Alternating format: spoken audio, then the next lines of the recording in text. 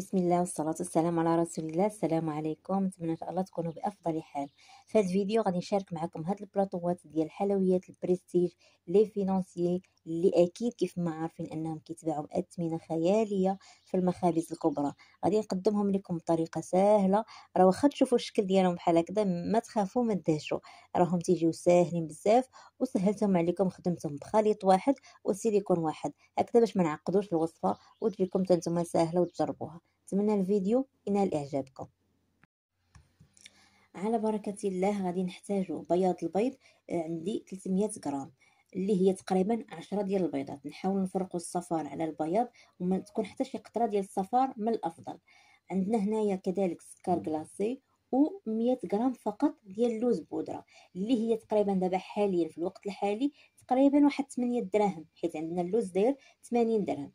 عندنا كذلك الدقيق الابيض والزبده نوازيت، العسل، الخميره ديال الحلويات والملح. الاوزان بالتفصيل غتلقاوها ان شاء الله في صندوق الوصف. طريقه سهله بزاف، كناخذوا النواشف هما الاولين كنخلطهم مع بعضياتهم. بديت هنايا بسكر كلاصي، غادي نضيف ليه اللوز وغادي نضيفوا الدقيق. كيف ما تلاحظوا يعني بسيطه بزاف، يعني تنسمعوا لي فرونسي كتجينا بحال الوصفه انها معقده، وبالعكس راها سهله، غير جربوها بعينكم مغمضين ان شاء الله.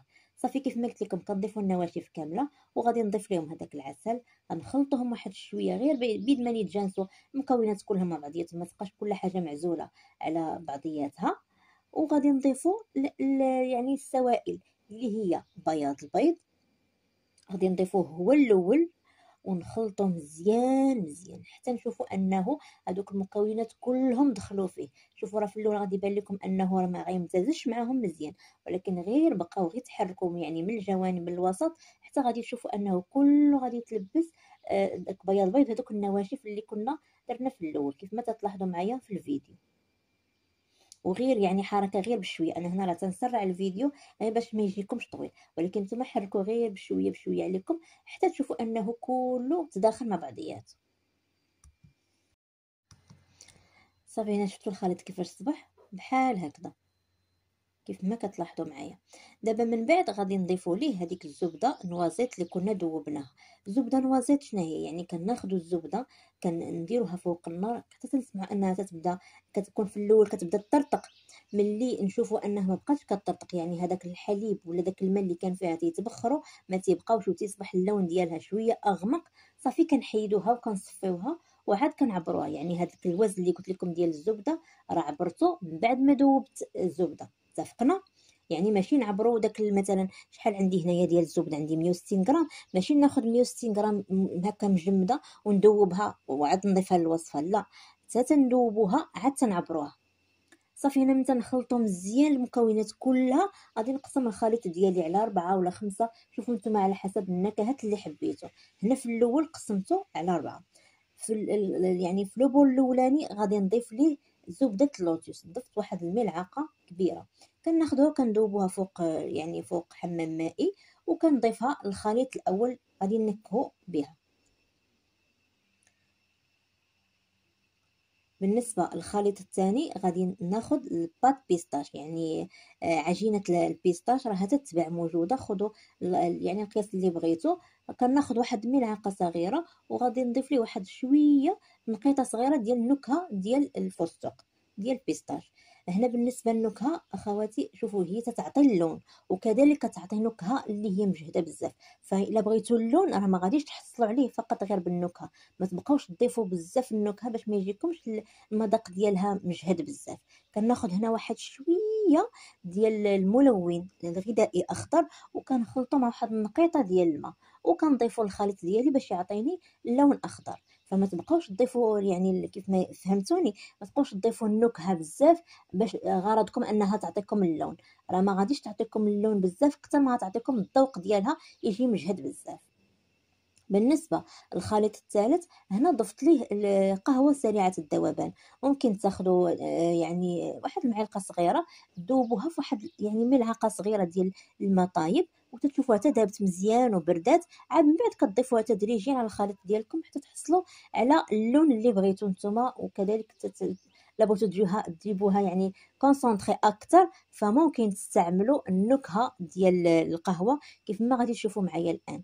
هنايا بالنسبه لهاد الوصفه هذه راني ديجا مجرباها شحال من مره، فهذه مره اخرى يعني درت النكهه ديال النكهه ديال القهوه هكذا باش صورتها لكم وشاركتها معكم. فبالنسبه للنكهات راه يعني لكم الاختيار، ممكن تنكهوا باي حاجه حبيتوها.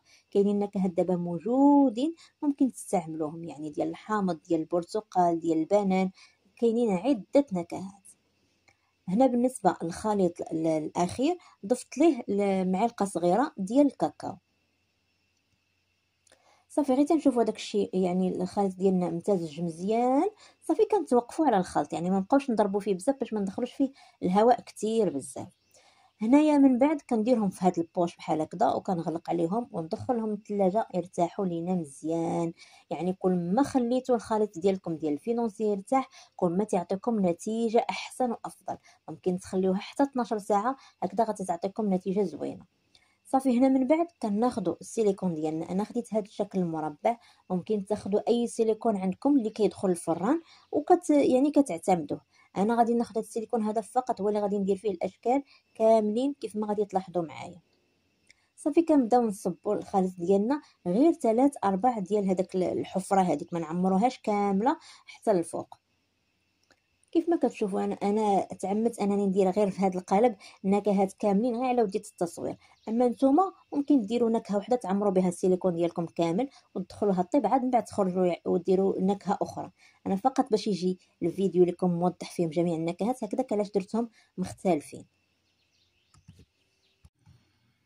صافي كنكملوا بنفس الطريقه حتى نكملوا الخليط ديالنا كاملين، ومن بعد كندخلوهم الفرن على 170 درجه من الفوق ومن التحت. كنديروا الصينيه في الوسط حتى تنشوفوهم تنفخوا بداو كيذهب لهم الوجه ديالهم. عاد كنخرجوهم يعني واحد 10 دقائق حتى 12 دقيقه ماكسيموم، عاد كنخرجوهم. وملي نخرجهم ما نقيسوهمش نهائيا لانهم تيكونوا هشاش بزاف، فكندخلوهم مباشره الى المجمد حتى تيتماسكوا ويشدوا في راسهم. عاد من بعد كنزولوهم من القالب. هنا بالنسبه لهذيك النكهه ديال القهوه كنت ضفت ليها هكذا في التزيين ديالها رقائق اللوز من الاول.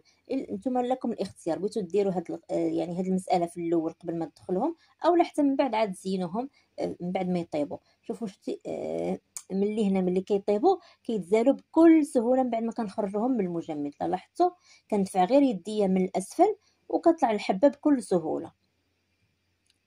فقط غير تبعوا جميع المراحل ان شاء الله وغادي يعني هاد الوصفه هذه غتصدق لكم من اول تجربه. صافي هنا غادي ندوزو دابا المرحله ديال التزيين. هادوك اللي كنا درنا فيهم النكهه ديال زبده اللوتوس هي اللي كذلك غادي ندوبوها وغادي نزينو بها في الوجه ديالها. كندير هكذا واحد النصيص على شكل يعني مائل، يعني واحد المثلث بحال هكذا، وكنزينو من الفوق بهذيك الحبات ديال اللوتوس. راه تجي النكهه ديالهم زوينه تتواتى بزاف مع هاد لي فينونسي. انا هادو هما احسن وحدين في هاد لي فينونسي، يعني احسن النكهه بالنسبه لي انايا. جربوهم ان شاء الله نتوما غادي تعجبكم هاد الفينونسي هذه بهاد النكهه. وكيف ما قلت لكم تنبقاو مستمرين. من بعد كنزينوا بهذوك الحبات ديال البسكوي، يعني بحال نعطي واحد الغابيل اننا شنو استعملنا لداخل في داك الفينونسي. بالنسبه هذوك ديال القهوه زينتهم بشويه ديال النسلي كراميل. شوفوا بالنسبه للتزيين يعني راه ممكن ديروا اي حاجه، ممكن ديروا كناش الشوكولا، ممكن ديروا نسلي العادي، ديروا خطيطات، ممكن ديروا شوكولا بيضاء مذابه ديروا بها خطيطات بحال هكذا من الفوق. يعني لكم الاختيار ديروا اي حاجه، انا فقط كنعطيكم بعض الافكار وكل وحده وتبدع بالطريقه اللي حبات. هنايا بالنسبه لهذا الكراميل كيضيف واحد النكهه زوينه كيتواتى بزاف مع هادو ديال القهوه. الا لاحظتوا هادو هاد لي فينونسي راني وجدتهم عده مرات. المره الاولى كنت درت فيهم هاد النكهه هذه، كنت درت فيهم رقائق اللوز، ومره اخرى كنت درت فيهم حتى طيبتهم عاد من بعد دهنتهم بالكراميل ودرت فيهم اللوز كونكاسي.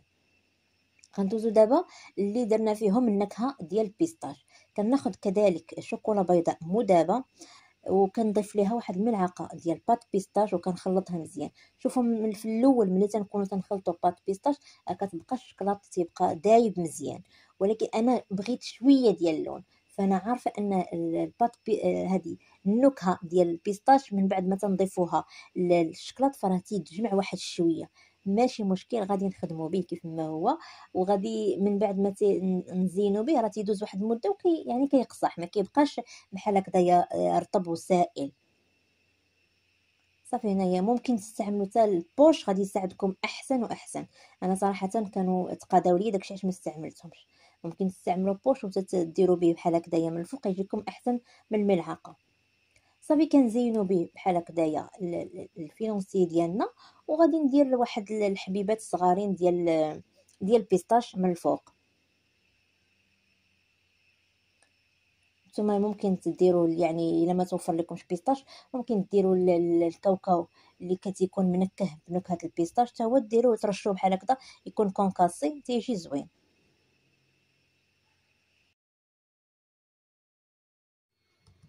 ونمروا دابا هي للشكل الاخير اللي درنا فيه الكاكاو. كندوبوا الشكلاط اللي تيكون فيه نسبه الكاكاو يعني 55% واكثر، باش يجينا هكذايا الطعم ديالهم يكون احسن.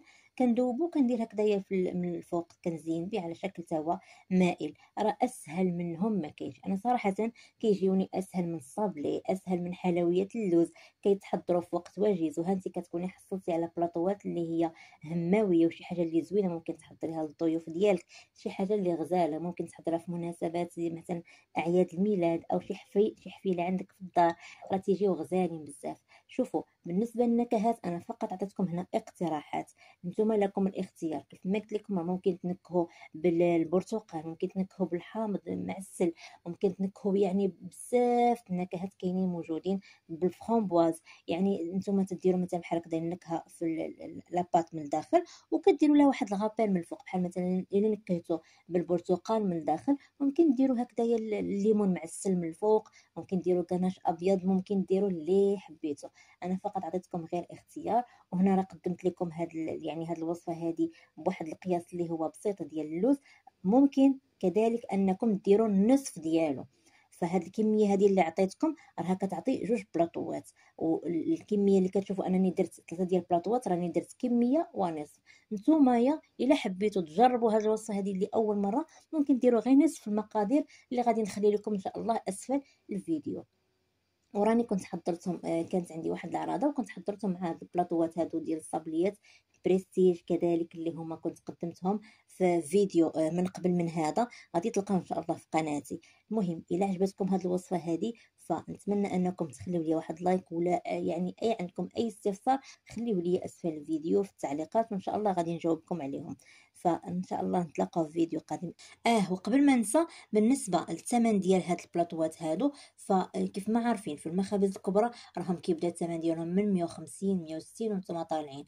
اما حنايا اللي تنخدموا لي كوموند في الدار، فإلا خدمتوا البلاطو بهذا التزيين هذا، شوفوا انا اخواتي هذا الفيديو هذا يعني درت واحد التزيين اللي بسيط بزاف، باش نشجع حتى الاخوات اللي ماشي فقط اللي تيخدموا لي كوموند، حتى الاخوات اللي بغات تحضر هاد لي فرونسي هادو للاهل ديالها، او مثلا جايين هاد الضيوف، او لا كانت عندها شي مناسبه بغات تحضرها. فداك الشيء علاش بسطته لابعد درجه، باش يكون بسيط وما يكونش معقد عليها، وما تجيش يعني ما تعجزش على التحضير ديالو. فإلا كنا غادي نديروا هذا التزيين هذا، فممكن نخرجوه ب 100 درهم، 110 تقريبا.